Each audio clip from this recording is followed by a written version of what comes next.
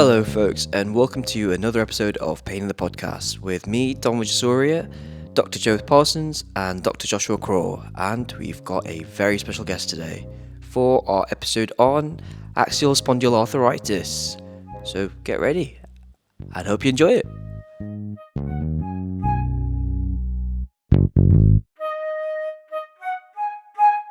Hello and welcome to Pain in the Podcast.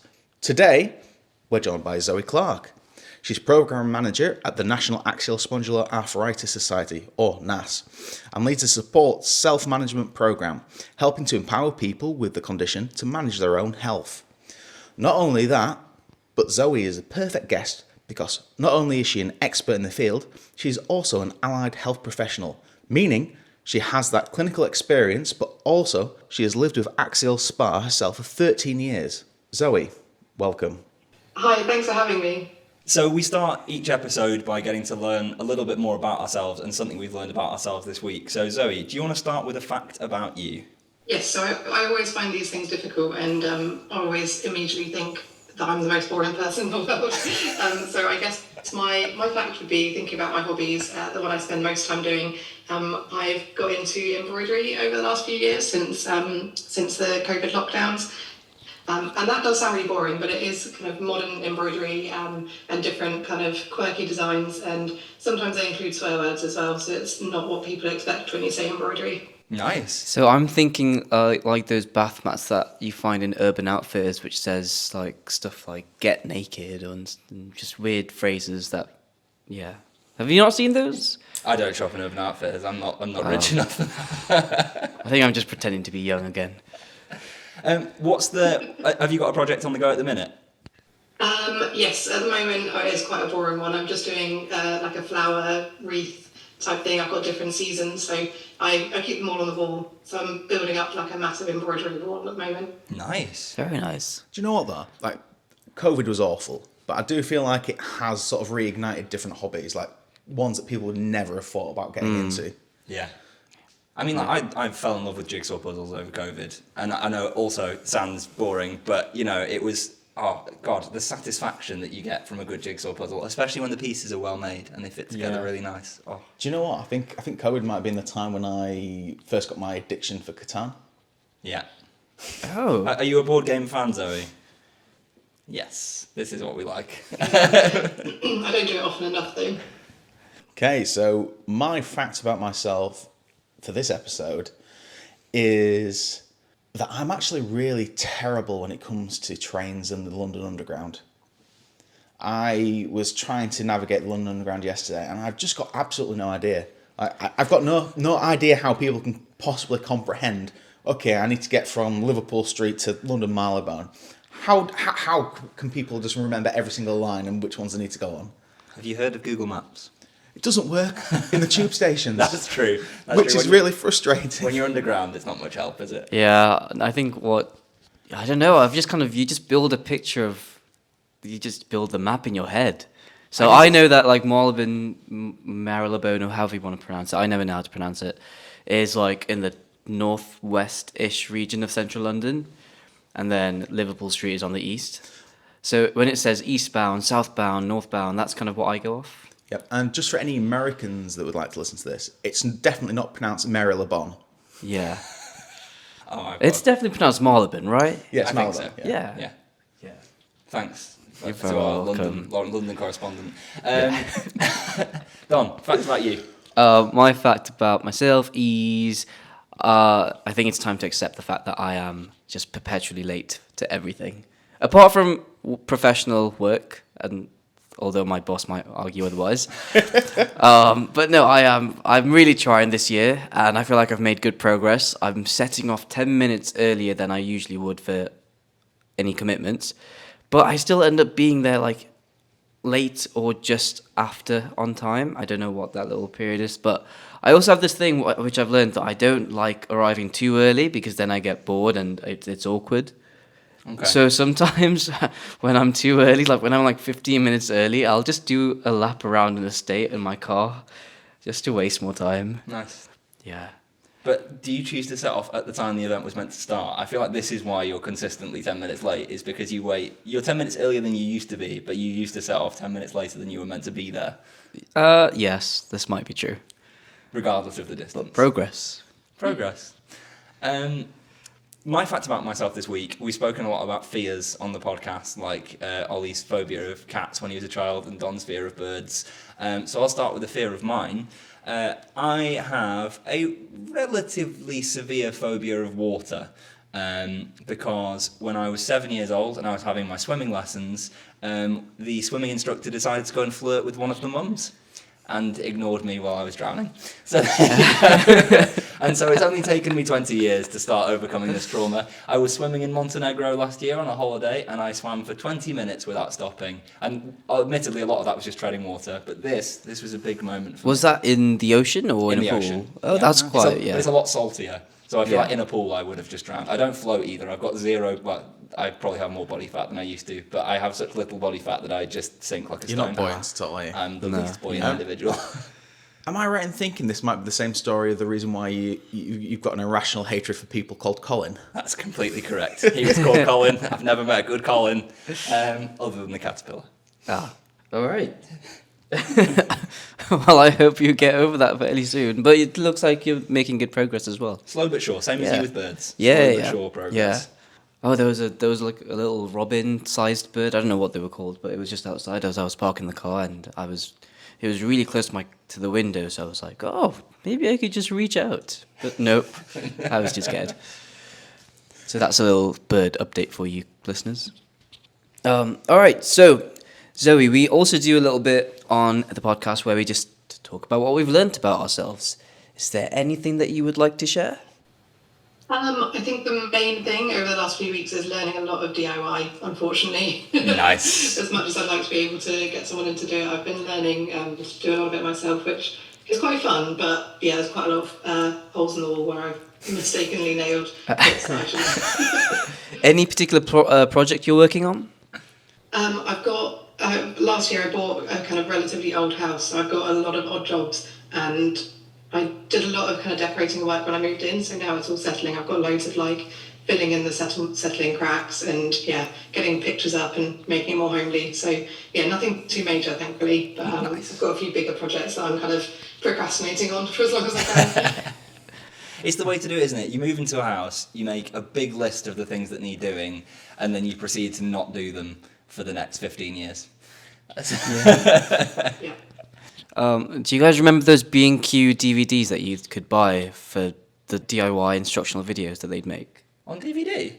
B&Q did like DVDs. No, I do not remember this at all. Oh, right. Was this pre-YouTube? I think this was definitely after 2005 when YouTube was invented. I'll tell you what I remember. I remember going into Wilkinson's and on the ends of the aisles having TVs that was advertising Wilkinson products. Oh, like JML. JML products, yeah. From JML. I feel like we could make a Pain in the Podcast JML product. I feel like you could make literally tens of pounds. Literally 10. Right, Josh, what have you learned about yourself this week? Yeah, so my learning this week is that actually, I thought that all dogs loved me, but apparently there are some dogs that absolutely hate me. Don's housemate has a dog that like came out and ran to sniff Josh yesterday, and when he was outside, he was absolutely fine with him. But the second that the light of the house hit Josh and he could see his face, it was almost like a Frankenstein moment. This dog just went absolutely ballistic. And has done since, well, at least the last 12 hours. Yes.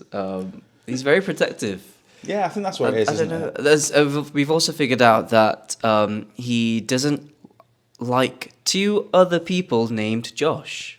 So you're the third Josh that he doesn't like. It's like me with Collins. Yeah. Who knew dogs could have vendettas? Don, what have you learned about yourself? I've learned that I might be in the minority for people who have a very generous splash of milk in their tea. Yeah.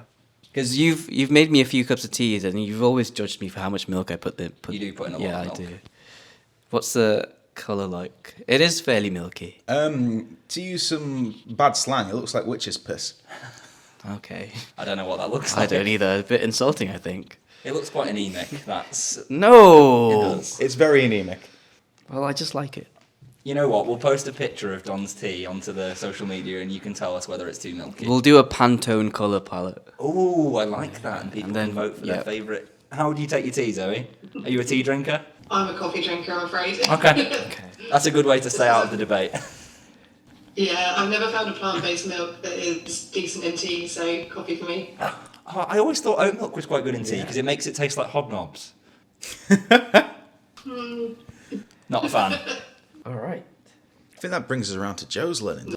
Yes, what have I learned about myself this week? This week and over the past kind of, let's say, 6 months. I passed my driving test last year. I left it for a decade after being allowed to drive before actually getting around to taking the driving test.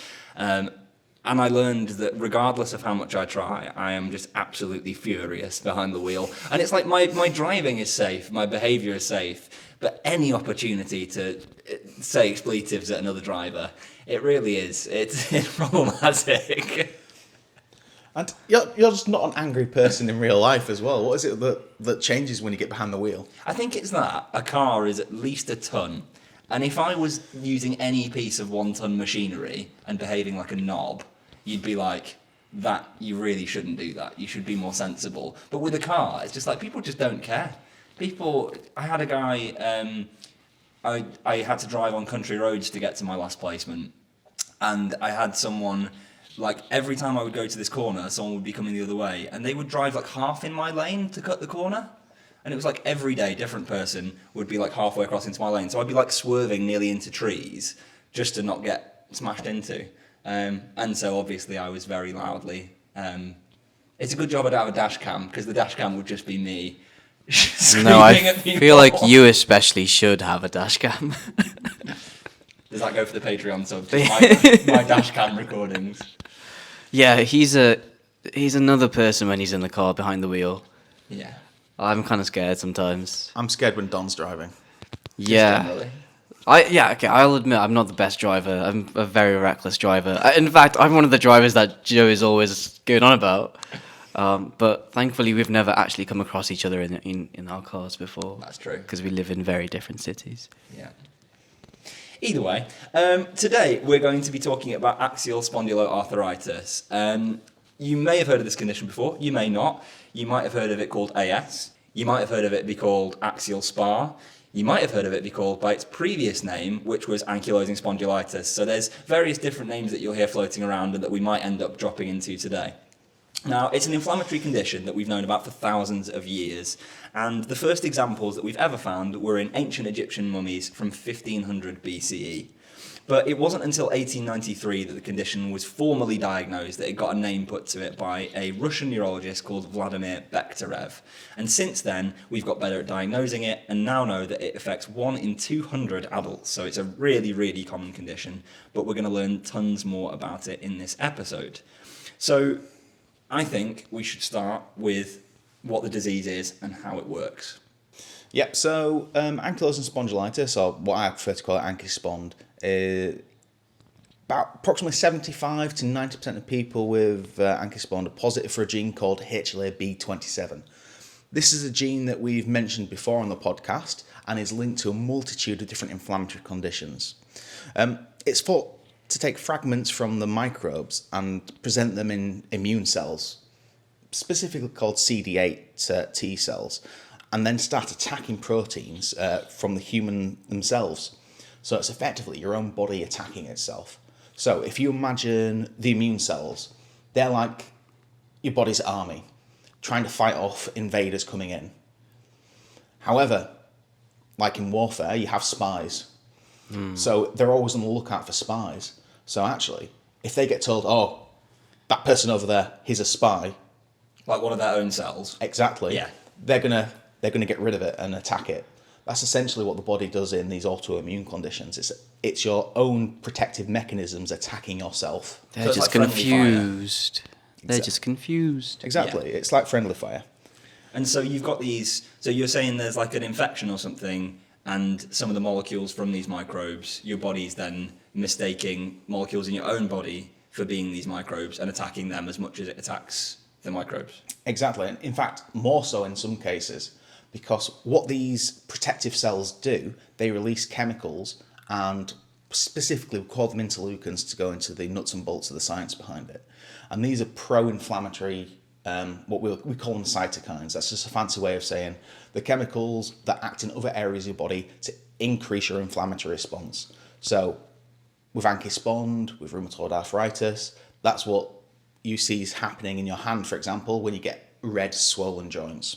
That's the inflammatory system kicking off. Yeah, so as we've mentioned before, there are several key features to inflammation. One is tuber, so tuber meaning... Tumour. Yes, one tumour meaning... No, it's a potato. Yeah, it's a potato. One being tumour, so that's swelling. One being erythema, that's the redness. Or ruba. Ruba.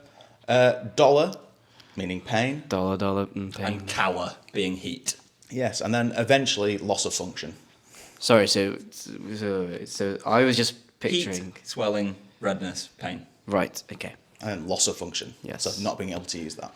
Okay. And so we spoke about these inflammatory chemicals, these things called cytokines. So there's two kind of key players, three actually key players within axial SpA. So you've got IL-17, interleukin 17 and interleukin 23. And also TNF is a generally kind of general inflammatory marker throughout the body, which we can use sometimes to target in axial SpA. Zoe, do you want to talk us through maybe a little bit about how it tends to present in patients, how this inflammation kind of is characterised in people with axial SpA? Yeah, absolutely. So primarily the symptoms tend to first start in the spine because it primarily is a condition that affects the spine rather than joints kind of outside the spine. So generally it starts with kind of pain and stiffness throughout the spine, so right from the neck all the way down to the lower back it could be. And commonly people also get pain and inflammation in the sacroiliac joints. So these are the joints right at the base of the body where the base of the spine, the sacrum, connects on either side to your pelvis. So quite often people get this kind of like top of the buttock pain, and usually it all kind of swap sides. And I think the difficult nature of this condition is that it has those episodes where it kind of flares up and you get these episodes of pain and stiffness, and then it calms down again. So it's really easy to kind of put down to maybe an injury or something, when actually it is this inflammatory response that's kind of coming and going. Yeah, so alongside the symptoms in the spine that you can also get inflammation in other areas of the body. So it's less likely to cause swelling in the joints outside of the spine, but you can get inflammation in the tendons where they attach onto the bones. So quite often people will get sort of heel and foot pain, you can get knee pain, and it can pretty much affect kind of any tendon throughout the body. So again, these kind of symptoms where they can come and go, and you can get these kind of tendinitises or tendinopathies that then kind of settle back down. But it can also affect other areas of the body, such as the eye, the gut and the skin as well. So it's linked to things like psoriasis and inflammatory bowel disease too. The eye and the gut. Okay, that's quite interesting. Because you often get iritis with people with axial SpA. Do you mean iritis, Joe? Is it iritis? Yeah. Okay. Iritis just sounds like you're irritated about writing.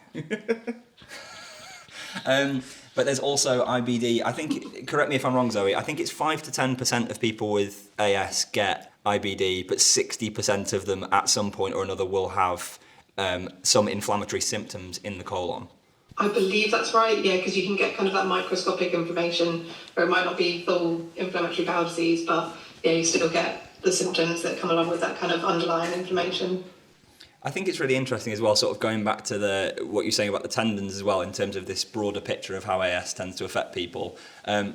There's actually research to show that interleukin 23 that we spoke about, it stimulates immune cells to burrow into the tendons and the ligaments, and that's so you get inflammation like deep within the ligament. So when you get this heel pain, when you get this pain in kind of like tendons in your elbows and things, the reason for that is that the inflammatory response is being really specifically located within the tendon. So you've got these symptoms in the spine, sacroiliac joints, but also really localized kind of inflammation, and it's really hard to deal with because from a physio background kind of point of view, the way we deal with it would be things like eccentric exercise, which we can explain either in the breakdown or on social media to give you an idea of eccentric, concentric, isometric. But that kind of idea of that style of exercise is done for lengthening of the tendon and for stimulating repair. But when the immune response is within the tendon, it's really hard to kind of do anything about that, and our normal ways of managing it go out the window. So it's quite a challenging presentation of tendinitis and inflammation. So we've just spoken about the spine and the tendons. How else can the body be impacted by this? So yeah, there are a load of factors that don't necessarily link to physical breakdown of things. For example, I believe there was one study, Joe, where 85% of people with ankylosing spondylitis reported really poor sleep compared to people who were unaffected from ankylosing spondylitis. And those with worse sleep have worse outcomes in terms of BA-SFI and VO2 max. So BASFI is about the functioning within people with AS, and VO2 max is about the respiratory output and function. And so obviously it's understandable when you've got this presentation with pain and inflammation that the sleep is going to be worse, but it's quite interesting that you end up with reductions in respiratory function. And I don't know if you can maybe enlighten us a bit more about this, Zoe, but I gather that there can be kind of breathing issues and difficulties with chest expansion in patients with AS? Yeah, absolutely. So you can get inflammation in a couple of areas that can then affect the ribs. So you can get inflammation kind of in the spine where the ribs connect onto the spine at the back. For people who progress through the condition, if they've got lots of kind of uncontrolled inflammation for a number of years, you can then get new bone formation in this area, and then that physically restricts the amount of movement you can get through the ribs. That doesn't happen to everyone with axial SpA, and I think we'll touch on the treatment a little bit later and kind of discuss sort of who that's more likely to impact. But the other way you can also get it is through costochondritis, so you get inflammation around the cartilage, around the rib cage. That can be incredibly painful and lead to reduced kind of rib expansion. But also just kind of generally, if people aren't doing enough kind of activity and exercise and stretching through this area, just through the inflammation, you can get kind of reduced rib expansion. And of course, then that impacts on your lungs and your general health as well. Scary. It makes a lot of sense as well in terms of the pathophysiology that we was just talking about. And the number of patients I see that come in with chest pain that's not cardiac related. I didn't even really have on my differentials things like ankylosing spondylitis actually. Yeah. But costochondritis is a fairly common condition. But yeah, I didn't even think in terms of inflammation of the tendons and the muscles and everything. I didn't even think about it in terms of like ankyspond. For chest, yeah. Yeah. Zoe, I gather that there's a symptom tracker that you like to kind of promote for people with AS. So if you've got individuals listening to this with AS or who think they might have it and they want to keep an eye on how their symptoms are changing over time, I gather there's one app that you kind of prefer over others. And we're not sponsored, by the way. Yeah, we're not sponsored by me either, but yeah, the Chronic Insights app, which I think is available on all app stores, I found, because I've personally used it and also interviewed James who created it, and he lives with axial SpA as well, and it's a really great app. It's mostly free to use. There are some unpaid features, but the free features are all really good, and you can kind of choose which symptoms you want to track, and you can do it in a really easy way where you can just kind of track them each day. It doesn't feel really onerous. Sometimes I find apps can kind of make you think about your condition too much and too frequently, but this one is kind of really easy to use. And then they have paid features where you can create things like a heat map and stuff like that. But it's really great in terms of tracking your symptoms over time to kind of see how you're managing. Really good if you're starting medication, because then you can kind of see before and after if it's helped. And you can also to print out the results and graphs to take to your medical appointments as well. So it can be really helpful in kind of forming conversations around that, particularly if it's a long time between appointments. You can then kind of look at how you've been sort of over that long period of time and be able to discuss that and kind of look at any problem areas as well. And I imagine that's incredibly helpful, maybe not when you go into your general practitioner, but if you're going for, say, a rheumatology appointment and you really need to sort of articulate how it's been affecting you, that would be incredibly helpful for even initial diagnosis and sort of differentiation between different inflammatory conditions, wouldn't it? Absolutely, and especially, as I mentioned, where it's that condition where it kind of flares up and then gets better. And sometimes even as yourself, you can think, oh, I'm managing quite well. And then you look at you look at what you've put into your symptom tracker and you think, oh, actually, you can see that your pain's gradually going up, or you're getting more flare-ups, or they're more frequent, or they're lasting longer. So yeah, it can be really good at kind of identifying those patterns and just taking a step back and seeing, because day to day, it's really hard to notice. You're only comparing kind of to your last few days rather than weeks or months. So yeah, it's a really good way of kind of taking a step back and having a look, and yeah.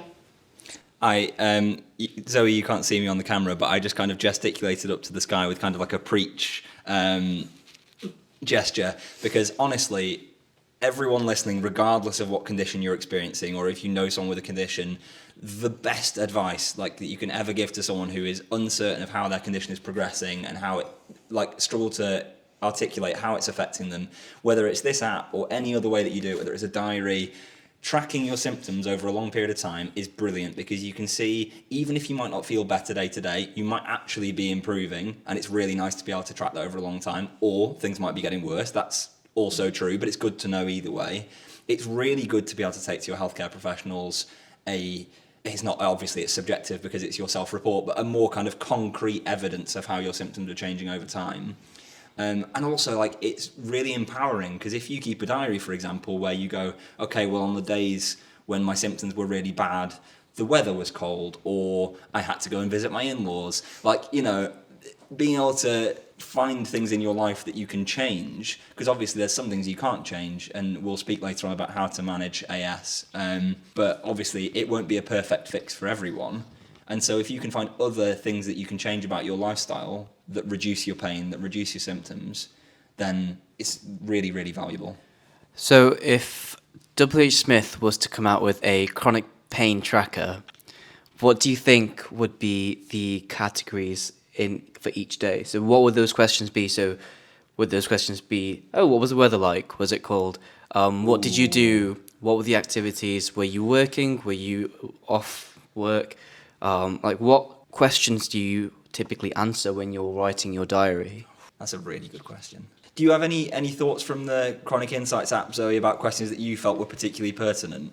Yeah, so for me, because I have a few different health conditions, I kind of break it down so the app isn't just for axial SpA, it can any kind of health condition. You can kind of track things, and even you can track sort of mood and mental health as well, which I think is really great alongside physical symptoms. So I tend to do kind of the areas of pain that I tend to get, so that I can track kind of if it's a specific area that's flaring up, my fatigue levels, and then kind of general activity levels for the day, because sometimes I sort of think that I'm not doing as well because my pain is kind of a similar level, but then I realise that I'm doing a lot more. So I think that's quite a good thing to track alongside is kind of your general activity levels. And also I like to kind of just make a note of any possible triggers as well, just to notice if there's any patterns to that. But I think because I'm kind of 13 years in now, I know most of my triggers fairly well, but occasionally have a light bulb moment and go, oh yeah, I probably shouldn't be doing that. I think we all have those moments, don't we, where we just go, that was probably a bit too much. I have those every day. Yeah. Yeah, we're only human. W.H. Smith, please don't steal my idea. Well, to be fair, I think Chronic Insights and Zoe already have had that idea as there well. There you go. But, you were too late, W.H. Smith. You can make more dimensions to it. You can really come up with a comprehensive... We'll try and do that. And what we'll do is we'll just do it in airports and train stations and charge people really extortionate prices for this service. Right. That's kind of a conversation about how to look at your personal impact of the disease. But there's actually, if you do have AS or you're suspected to have AS, there's a handful of outcome measures that you're going to get made to fill in on a regular basis. Most of them come from the Baek Ankylosing Spondylitis Centre, which I don't know if they've actually changed their name to be Axial Spondyloarthritis Centre, because it was set up, I think, back in the 70s and 80s. But basically, these outcome measures start with BAS for Baek Ankylosing Spondylitis. So when they're looking at the activity of your disease, like how much it's affecting you, they do something called BASDAI, which is the Disease Activity Index. And it looks at the symptoms of neck pain, upper back pain, stiffness, tenderness, and kind of looks at how active your disease is. But it can be criticised sometimes in the literature because it doesn't look at any sort of objective markers like inflammatory markers on blood tests. Yep. And so the Ankylosing Spondylitis Disease Activity Scale, or ASDAS, or ASDAS, hadn't realised it was just a plural of ASDA, that has similar kind of outcomes that it's looking at, but it also looks at inflammatory markers as well. So they might be two of the things that you might come up with. Josh earlier on mentioned BASFI, if you want to talk us through that. Yeah, so BASFI, or BAF Ankylosing Spondylitis Functional Index, measures the functional impact of the condition. A functional index is effectively how this is affecting your day-to-day life, okay? So you may have, if we look at x-rays, what looks like a horrific condition, but it's how it affects you functionally.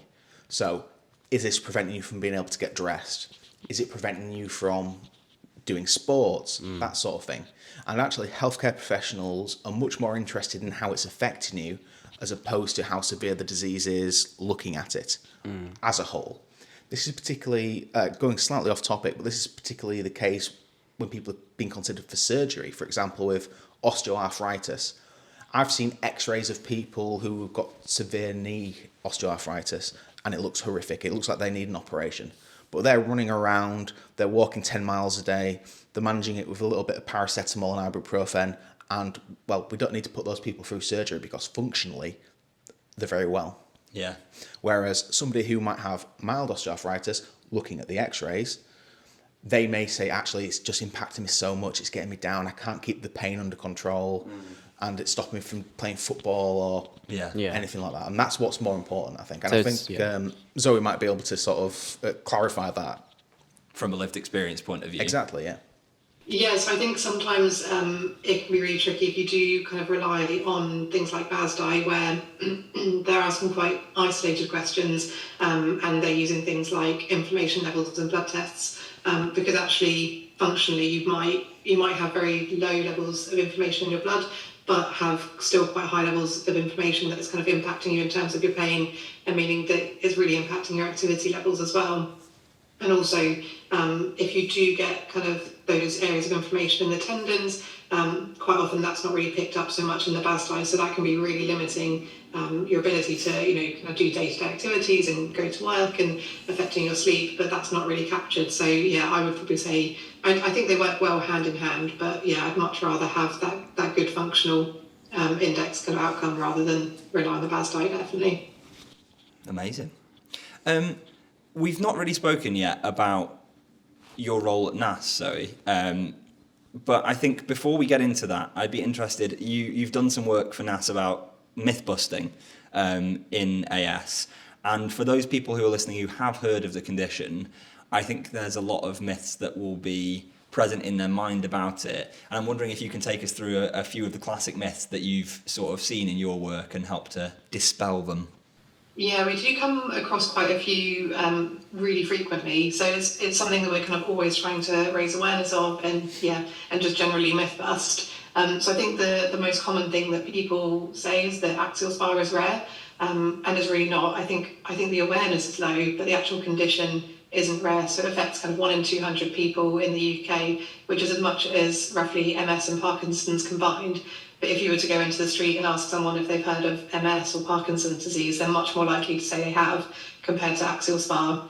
I mean, I think the name probably doesn't help. I was going to say, do you think it's the name? Yeah, I definitely think it is, and particularly now, I think axial spondyloarthritis is even harder to say than ankylosing spondylitis. So yeah, I understand the name, the reason for the rebrand, but it's still a mouthful, definitely. I think that is a big challenge, and especially like for people newly diagnosed as well. You want to be able to pronounce the name of the condition you've just been diagnosed with that you're going to live with forever. So it is quite tricky. So yeah, we tend to use axial SpA as short, and AS specifically for ankylosing spondylitis. We could have a little poll for people to suggest, now that they're more educated about the condition, what do you at home listeners think should be the name of AS? If you could come up with a new, easier to pronounce name, where would you go with it?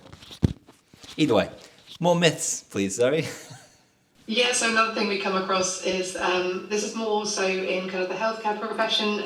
It's something when I was training, over 10 years ago, I won't say exactly when, that makes me feel old. But yeah, we still come across people being taught that axial SpA is a male disease. So we did used to think this, particularly with ankylosing spondylitis, but evidence now shows there's an equal prevalence between males and females.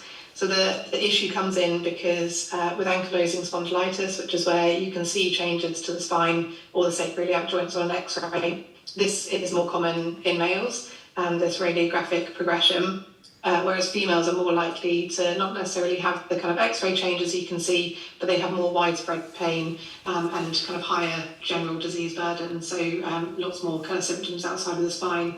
So in the past, when all we could do was X-ray to diagnose people, we naturally then were picking up many more males, whereas now, because we've got much more sensitive MRIs, they can pick up the inflammation before there's any of those bony changes, and that's why we're now seeing that shift to find that it's kind of equal prevalence. Yeah, that's actually that's very pertinent. I mean, when I was in med school, which wasn't that long ago, we got taught that it's a primarily male disease. So we got, not taught, but those vignettes of a 25-year-old who gets night pain, wakes up in the morning, we're thinking Ankylosing straight away. Wait, what would your vignette be if they didn't wake up in the morning? Dead. 25-year-old, didn't wake up in the morning. What are you going to do? He slept through. He'd been drunk the night before. Sorry, please continue, Josh. No, you've completely lost my train of thought now. It's okay, Joe. Just the usual. Another myth, maybe? Yeah. Yeah, so another myth, axial spondylitis is an old person's disease. So I think anytime we say arthritis, we do think an older person, but axial SpA really tends to start in kind of late teens, early 20s. The most common age of diagnosis is 26, but it'll be interesting to see if kind of, as people are diagnosed earlier with this kind of, more awareness, whether that kind of gradually comes down a little bit as well. Because I am HLA-B27 positive, so I have positivity for the gene that's associated with AS. Now, that doesn't mean that I definitely am going to get axial SpA. So you can have the gene without having axial SpA, but it's very rare to have axial SpA without having the gene. Not impossible, but rare. And I was told when I started having back pain when I was 15, at the age of 17, I had an X-ray and they said, oh, it's not axial SpA. And it's really interesting that without, just based on the radiography, they've said you don't have it. And now I'm 27 at the time of recording, and I still have the back pain. And I'm not saying, oh, this is a light bulb moment for me, what if I've got axial SpA? But, it's not outside the realms of possibility that I've been kind of told, no, it's definitely not that, because of one X-ray when I'm 17. And I wonder how many other people there are out there who end up maybe going way past an age when they should have got a diagnosis because they were just written off with an X-ray. See, it's quite difficult with follow-up as well, Joe. So you'll get a lot of patients that don't necessarily show the classic signs on imaging, but then they get lost to follow-up. So they just accept it for the next 10 years that this is just them, like yourself, Joe. Yeah. And then they don't go back to the doctors to get it. They can't get an appointment, those sorts of things, until it's progressed to the point where it's significantly affecting their function. This might be a good thing or a bad thing, but I've just had a thought. What if all of our listeners have that same light bulb moment and start to realize, oh, I might be experiencing this, I might be experiencing that, and they all just kind of flood the GPs for referrals? Are we the problem? Are we the problem? Are we the bad guys? I mean, when I was in medical school, when you read up about conditions, you diagnose yourself with a lot of things. Oh, God, yeah. Yeah. I convinced myself that I had multiple sclerosis. Medical student syndrome. Yeah. MS. Yeah. Calciprese, I do not actually have multiple sclerosis. Okay. For any listeners who are sort of listening and thinking, actually, these symptoms sound kind of familiar, we do have an online symptom checker, which you can do, which you can go through a series of really short questions, and it will kind of come out with, whether it's likely you have inflammatory back pain or not. And if you do, it then gives you a printout you can take to a GP as well, which kind of suggests the next steps the GP should take. So hopefully we won't be flooding GPs, but it's something that if people are thinking that sounds familiar, then you can do that or share with loved ones. It's almost like I knew about that tool. I genuinely didn't. Zoe, obviously that's one thing that NASS does, but as I know from my reading on it and from chatting with you and from your amazing notes, NASS does a ton more. Do you want to talk us through some of the key things that like people listening, maybe the support they can get, the resources they can access, things for other healthcare professionals in case Josh wants to tool up and be more knowledgeable about AS? Yeah, absolutely. So firstly for people with the condition, particularly for people kind of more recently diagnosed, we have an online program called Your Space, with a capital S and A in space, which was kindly thought up by one of our community members. So this is a program, this is one that I sort of create and manage, where we have kind of short videos and downloadable resources covering kind of those top topics that when you're recently diagnosed, you kind of want to get to grips with. So we focus on kind of managing your pain, your flares and fatigue, as well as making decisions about medications, and also making the most of appointments as well. So we're all kind of really bite-sized videos you can drop in and drop out. And then we've got the downloadable resources that then you can kind of build up over time your own kind of toolkit for managing the condition. So if you're kind of recently diagnosed, that's where I'd say to head first. Then we've got our longer videos. So My AS, My Life, we run kind of live streamed webinars on social media. And these delve into topics all around kind of not only symptom management, but kind of life with axial SpA. We talk about, sort of family life, work, relationships, talking to loved ones about your condition as well. So these are longer videos, but they're really good if you want to kind of delve into some more topics around that. And they include exercise taster sessions as well.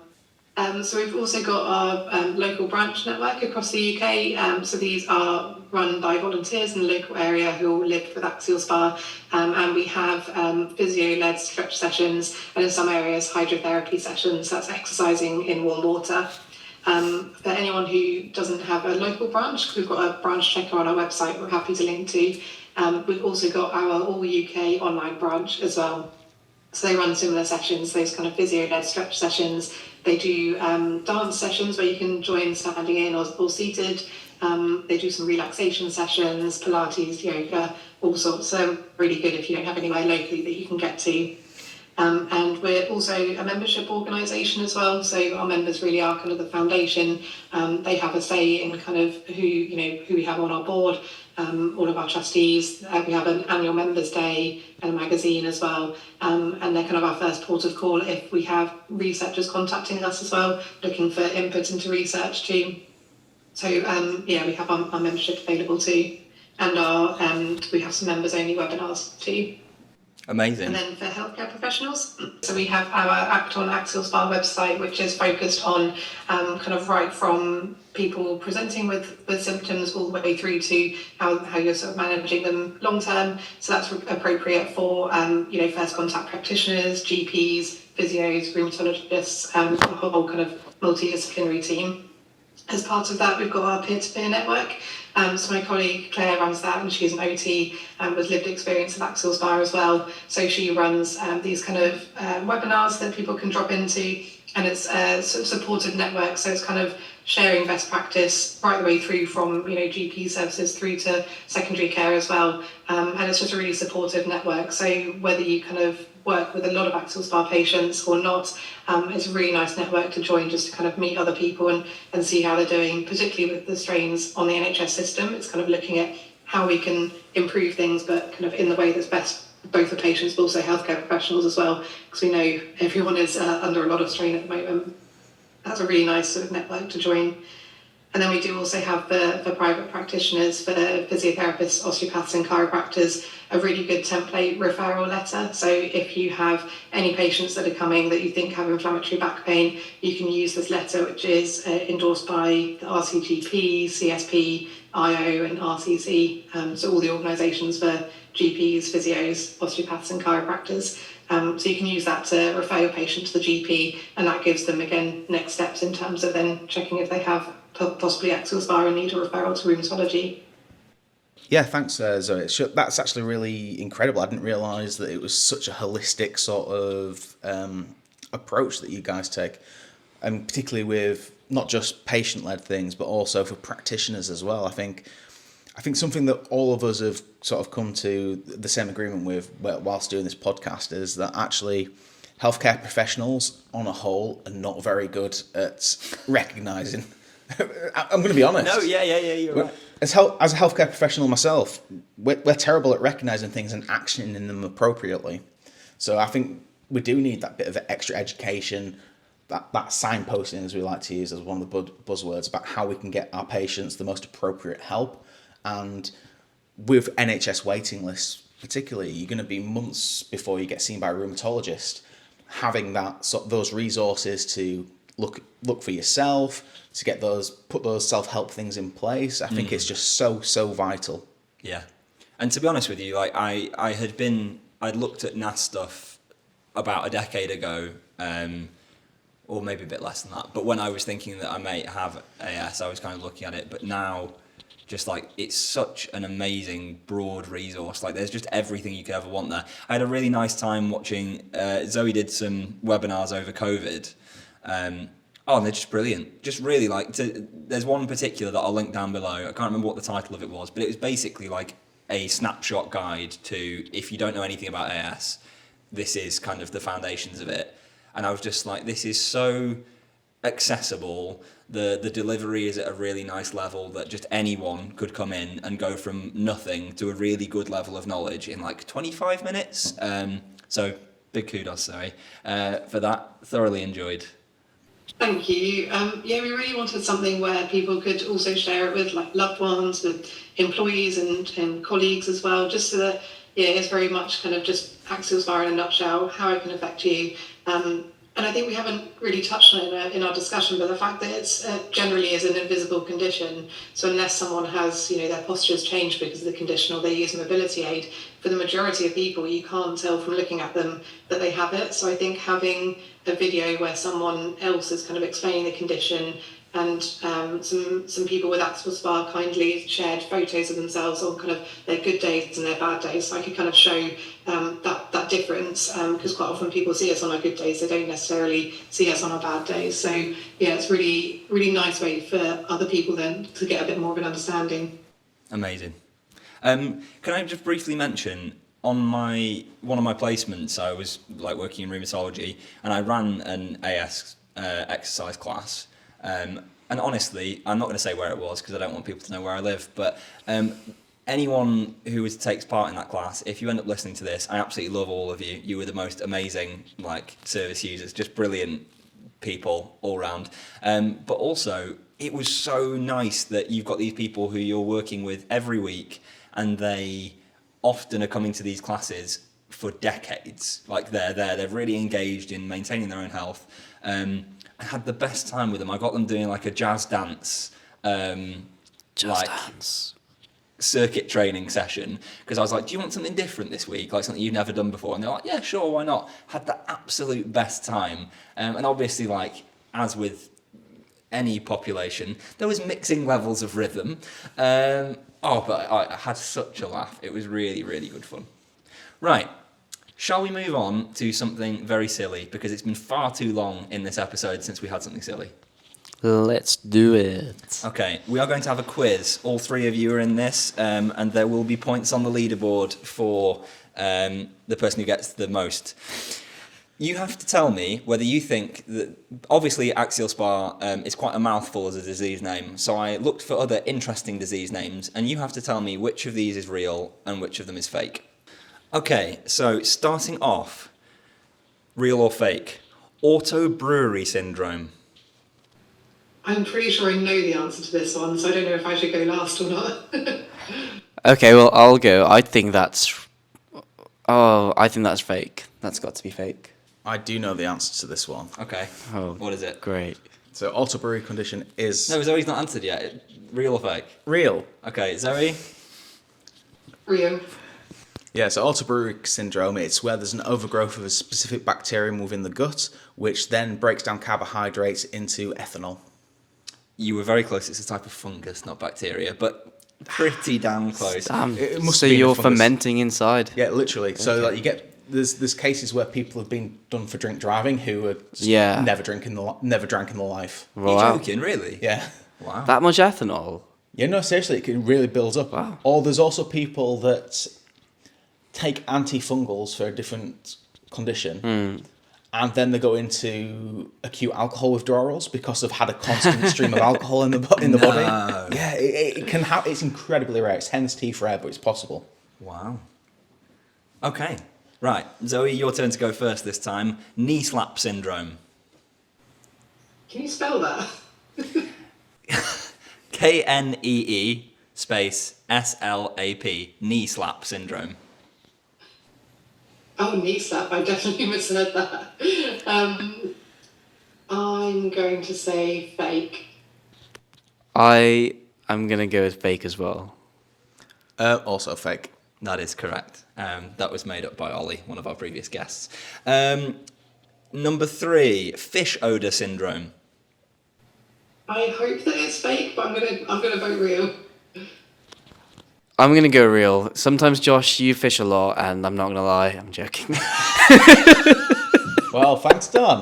Cheers. I'm joking. So I are you think going- it is real, just because it sounds ridiculous. Yeah. Well, there are conditions that can make you have a fishy odour, such as BV, for example, but that is a real condition. I remember watching an episode of Embarrassing Bodies 9 years ago where a woman had this, where she excretes a chemical from her body that smells like fish. That is completely correct. Fish odour syndrome is real. I didn't watch enough of Embarrassing Bodies as a kid then for this game. No. I'm going to say Zoe and Josh are killing it so far, and Don's only got one wrong, so I'm impressed. Number 4, Alice in Wonderland syndrome. I'll go first for this one, I suppose. This one is true. I think this is true as well. Oh, I think it's real. Yeah, you all got it right. It's where people's body images become distorted and they perceive their body parts to be drastically bigger or smaller than they are, and they also commonly have hallucinations and feelings of time passing more slow or more quick. So there you go. Right, number 5, cramp balls disease. I feel like this is definitely an Ollie suggestion. I feel like this needs to be Don first, because he seems to be going with what Zoe and I are saying. No, I've tried not to be influenced by your answers, but yes. So I'd say this is what is it, cramped balls. Cramp balls. Cramp balls, not cramped. Not cramped. Cramp balls. Cramp syndrome. balls. Disease, sorry. Cramp balls. No, let's go with true. Yeah, real. Is that cramp spelt with a K or a C? See. Oh, in that case, fake.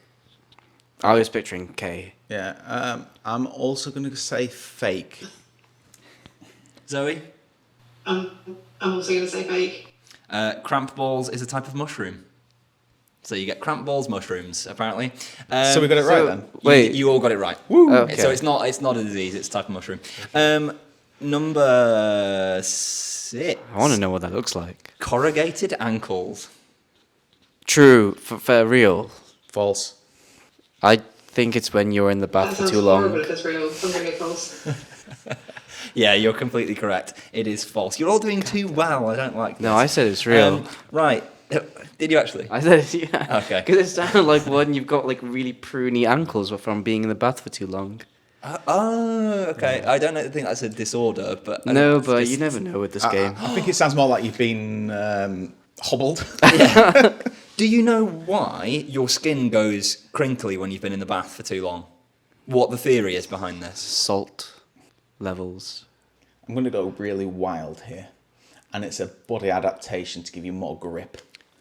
Bing, bing, bing, bing, bing. Really? It was that when we were in water in ancient Amphibious long time times. ago, not amphibious times, but just like primates being in water, the chances that you probably need to get out quite quickly because there's a crocodile or a sea snake or a snapping turtle or something. So having more grip to grab onto something to pull yourself out is like you make bigger surface area on your fingers if your skin wrinkles. So there you go. Cool. Right, moving on. Alien hand syndrome. Alien hand. Yeah, real. Would you like to go next, Zoe? I'm going to go real. Yeah, so this one is also a real condition. It's where you have no control over one of your limbs. It's because of a lack of communication between hemispheres in the brain. Oh, I didn't picture that. I was picturing like enlarged hands. I know, so you've got a hand and it just does whatever it wants. So it might just throw a cup across the room and you've got no control over it consciously. Right. Okay, because it's disassociated. Yeah. Okay. You're all doing too well, and I hate this. Maple syrup urine disease. Let's swap the order. Zoe, you're first. Ooh. I feel like that could be real. I guess I'm next. Yeah, that sounds disgusting, but kind of delicious at the same time. So is that real or? I think real. Yeah, but I don't want it to be. So it absolutely is real. It typically affects children. It's a metabolic disease. Wow, this is too easy for Josh. Right. It's almost as if I'm a doctor. It's almost as if, well, you're proving that you're very competent. That's the good thing. 3 more. Silky piggyback syndrome. Sweaty back. Yes. Silky piggyback. Oh, yeah, but it's from a sweaty back, so I'm going to go real. I'm going to go fake. Zoe? I'm going fake. It's another mushroom. God damn it. God damn it, why am I so bad at these? It's because I'm not a doctor. Okay, hairy curtain disorder. No, that's not. That sounds disgusting. Hairy curtain. That has... Okay, I just don't want to know about the hairy carpet. Let's go with fake. I'll go fake also. Fake. Yeah, it's also a mushroom. I'm seeing a theme here, Joe. Right. And one last one. Mary Hart syndrome. Fake. There's too many Marys and there's too many Mary Harts, which makes me think it's fake. And also, Josh looks stumped or in deep thought. I'm going to go real. God damn it. Right, Zoe. You got to get this right, or otherwise Josh will take the Also going win. real. Oh, it's a draw between the two of you. Mary Hart syndrome is real. There was a TV host in the early 1990s called Mary Hart, who a doctor in the States noticed that many of his patients were having epileptic fits during her show, and he wrote a paper about how her particular vocal frequencies seemed to trigger epilepsy. Wow. And so Mary Hart syndrome has never been found with another person's voice, but it seems there's something about her speaking that gave people epilepsy. Well, that's what I'm doing this evening. I'm going to go onto YouTube and listen to some Mary Hart. What a claim to fame. Yeah, well, exactly. Right. So congratulations to both Josh and Zoe for gaining a point on this episode. I believe I got 100% there. You did get You 100% did, yeah. there, which is... Oh. Which, if anybody, just this is probably going to go into the breakdown, but Joe was saying, I don't think you're going to get any of these last night. Yeah, I did. I was sadly wrong. Is this going to go on our tally? Oh, It is going to go on the leaderboard, don't you worry. It's going to go on our I'm lagging, so I need to catch up somewhere. Right. Shall we get back to talking about how AS can be treated and think a little bit more about self-management strategies? Yeah, absolutely. I think it makes sense for me just to start with the medical side of this, if that's all right. Perfect. Crack on. So, you've heard me say it multiple times. Who pain ladder? Maybe not quite in that tone of voice, but yeah, we start with the simple medications. Paracetamol, NSAIDs, so that's things like ibuprofen, but my personal favourite, naproxen. And that is good enough for some people with mild symptoms, mild pain. However, painkillers, analgesias, are not necessarily the best for everybody. They can cover up pain, but they don't treat the underlying root cause of it. And so that's where NSAIDs, being anti-inflammatories, they're starting to actually target the disease process. And I believe it's 70% of people with AS will have some degree of reduced disease activity in response to NSAIDs. But if they don't work, there's often progression to things called biologics. So these are the things, harking back to the beginning of the episode, that target those inflammatory molecules. So things like anti-TNFs, anti-interleukin-17s, or even more recently, new sort of class of drugs which target a signaling pathway, so a kind of process within cells called JAK signaling that's also involved in inflammation.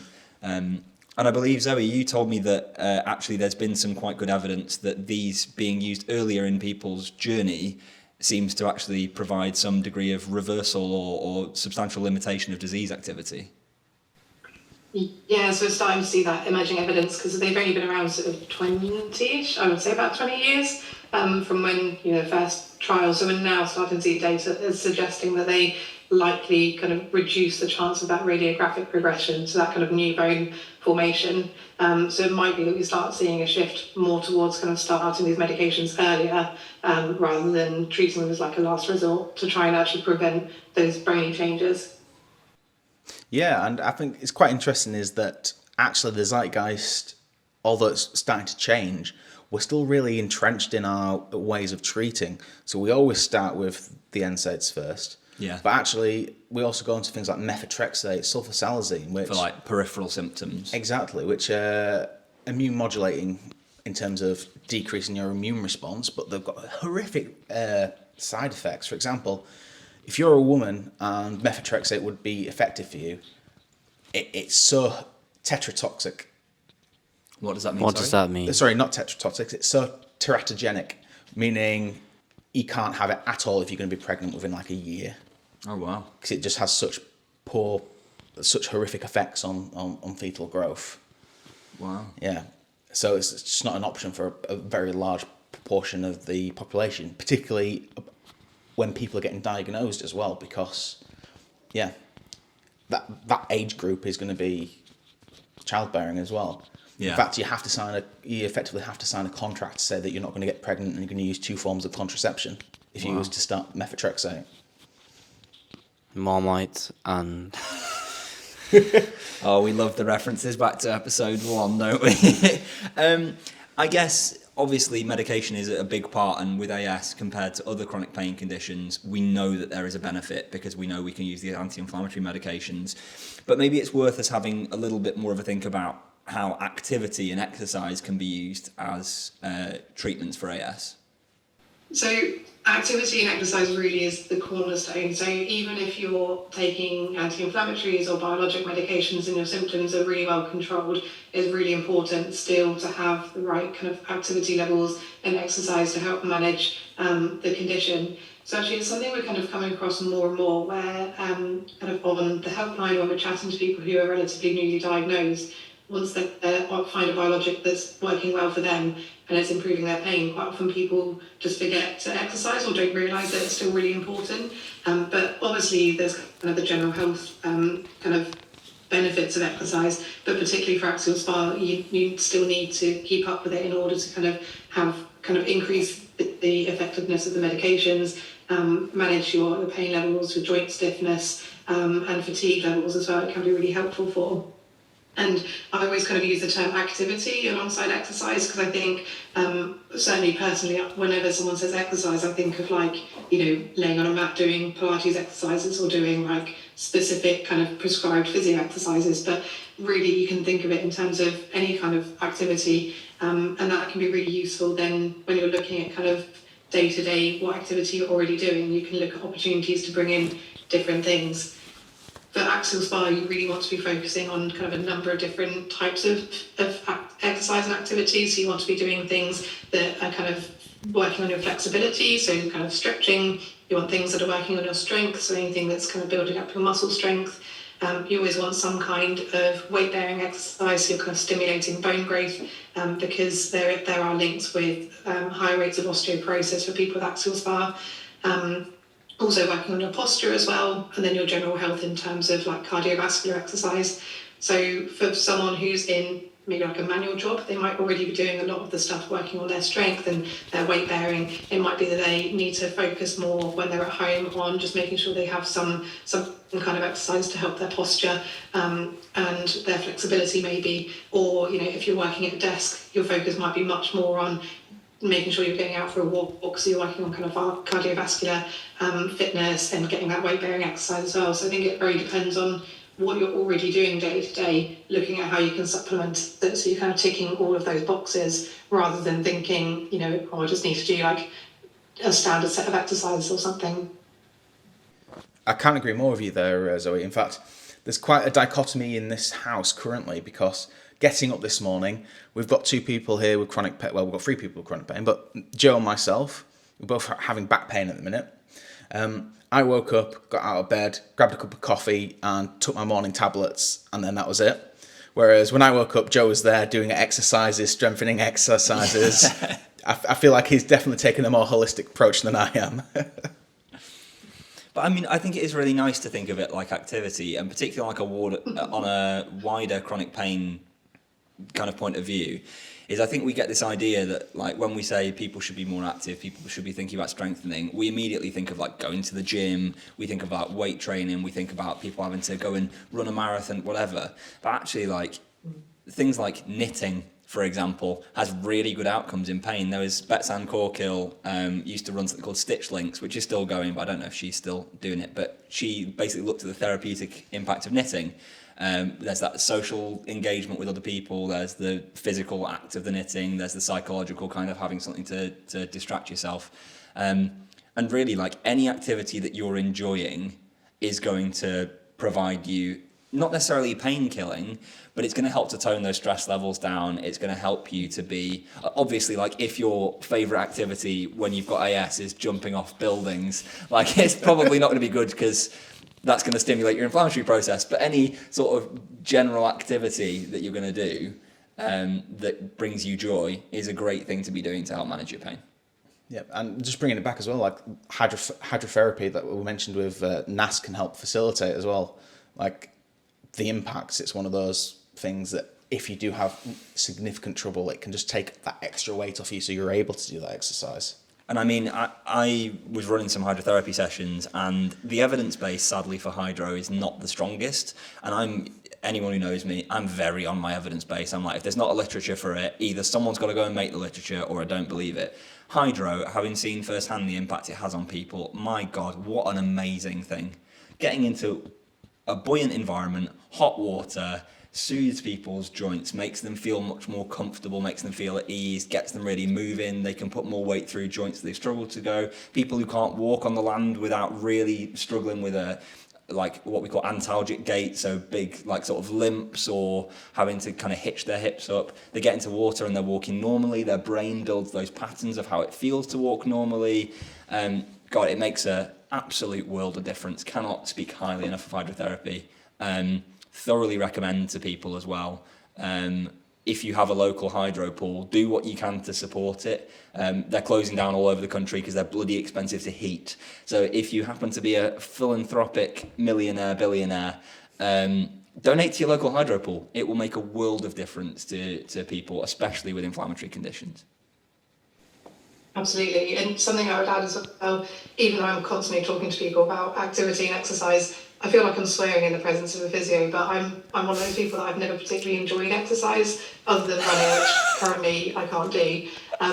So yeah, I think the main thing is just finding something small that you enjoy that you can do consistently, because yeah, if I could, I'd probably avoid exercise as much as possible. So trying to find things that are kind of fun, easy to fit into my day. But yeah, even though I'm teaching people about this all the time, I still need to motivate myself and remind myself. So yeah, if you're listening to this and you're in a lot of pain, yeah, we're not saying like go do loads all in one go. Just yeah, find little pockets of movement you can get in through your day and just yeah, make it fun. Stick some music on while the kettle's boiling. Do a few stretches. Yeah. Make it enjoyable.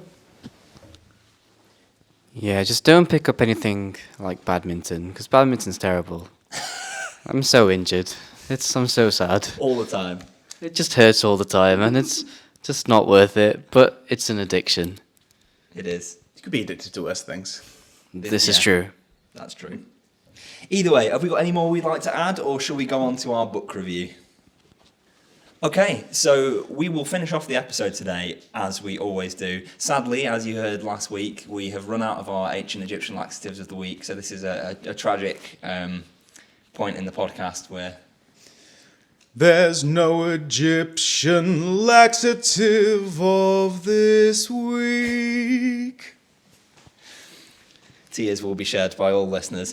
So we're skipping straight on to our book review, which is Pain by Irene Tracy. Now, Irene has been mentioned once already on the podcast and once on the breakdown.